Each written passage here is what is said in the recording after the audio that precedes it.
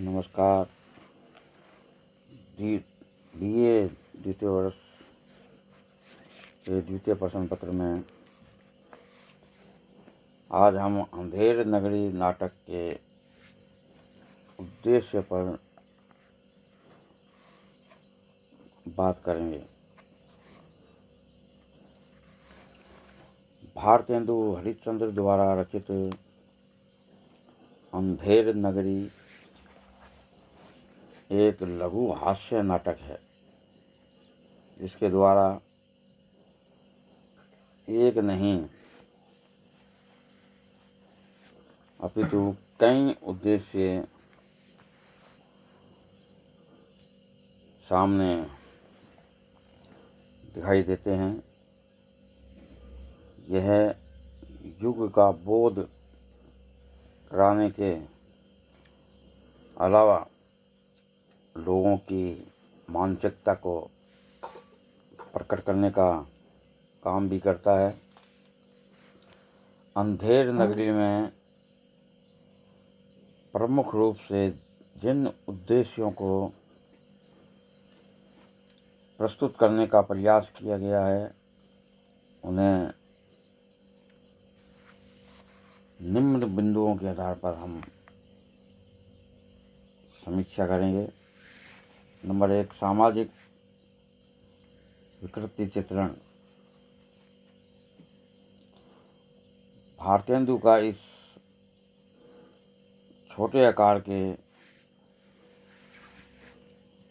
नाटक में कई सामाजिक बुराइयां, त्रुटियां और विसंगतियां पाठक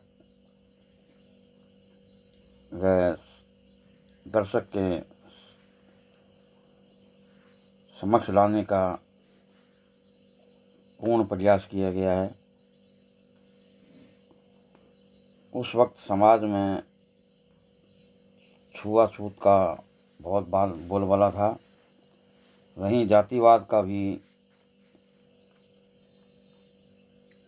ज़्यादा जोर था। जाति प्रथा सारे समाज को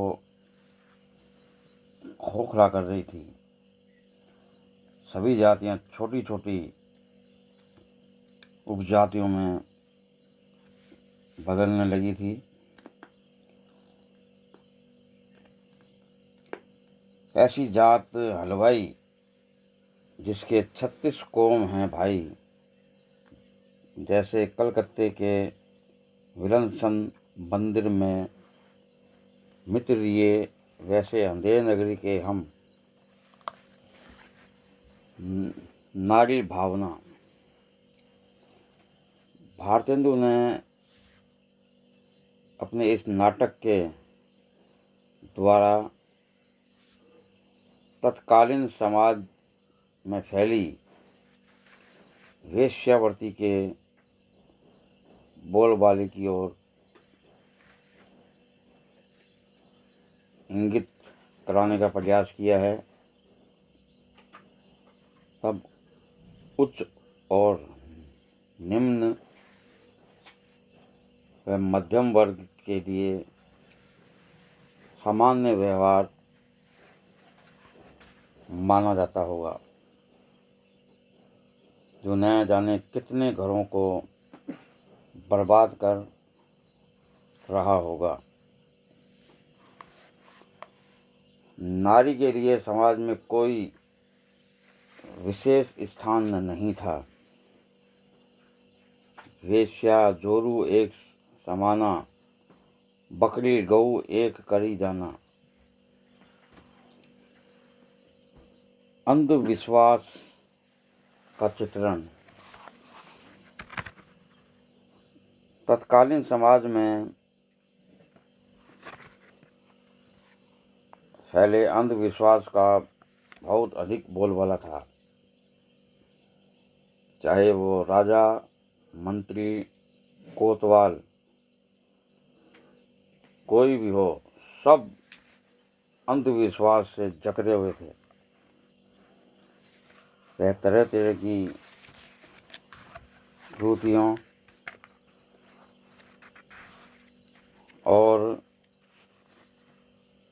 अन्य बुराइयों में विश्वास करते थे।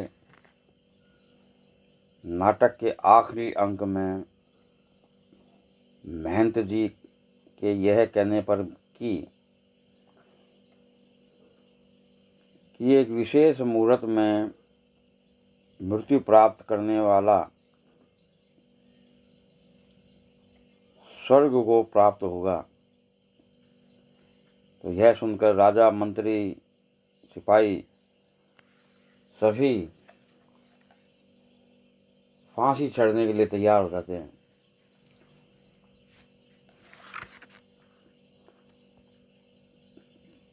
प्रशासन का दुष्चक्र। उस समय के समाज में अधिकारी सदा लूट मार मचाए रहते थे और जनता को बिना कारण परेशान करते थे। यहाँ तक कि वे रिश्वत भी खाते थे। चूरन अमले सब जो खावे, दूनी रिश्वत तुरंत पचावे।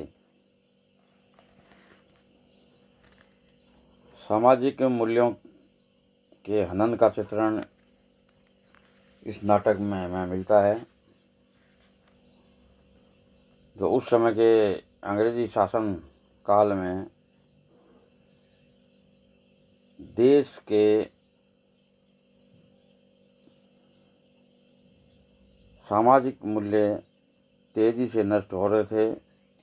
तब पाप पुण्य, सद असद, अपराधी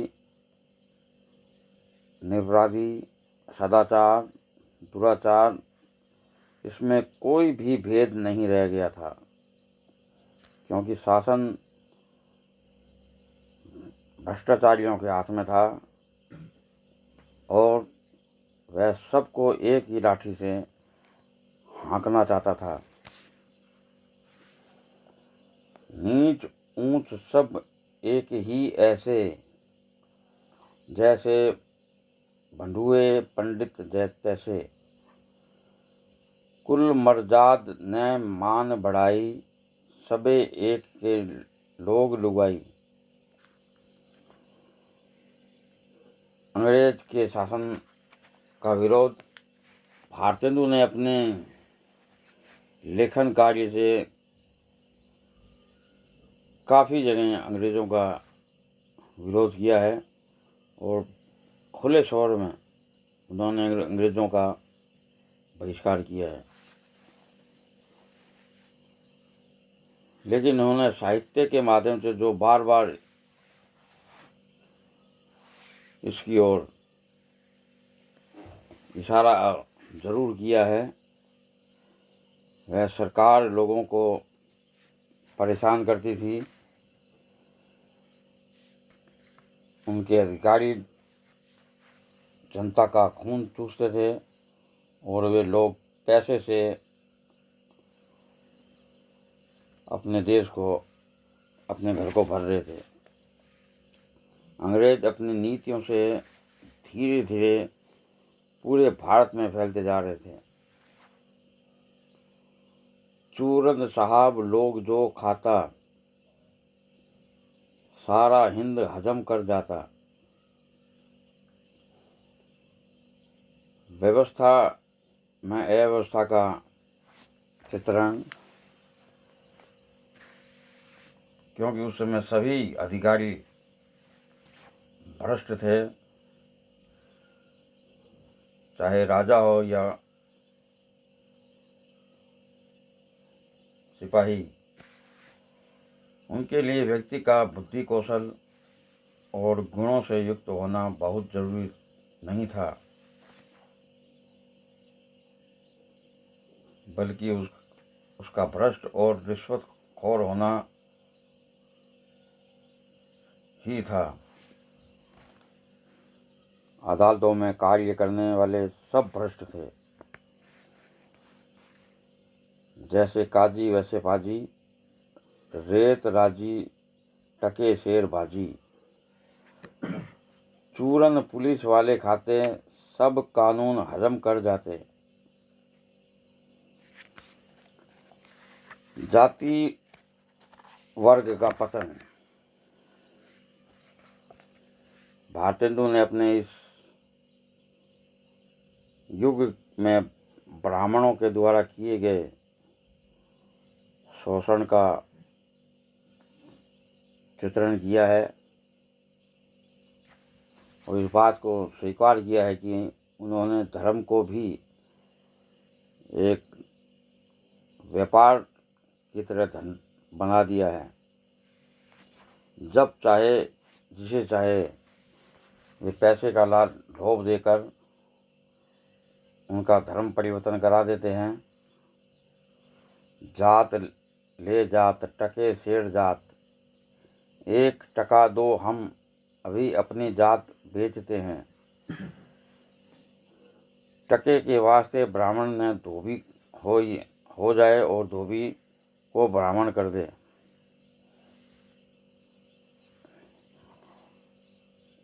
वास्तव में यह देखने लगता है कि भारतेंदु वास्तव में युग दृष्टा साहित्यकार थे, जिन्होंने अंधेर नगरी में तत्कालीन समाज, योगीन चेतना, जन आकांक्षा और राष्ट्रीय भावना को चित्रित किया है। इसकी प्रासंगिकता आज भी मौजूद है, क्योंकि हमारा शासन तंत्र और न्याय व्यवस्था अभी भी भ्रष्ट है।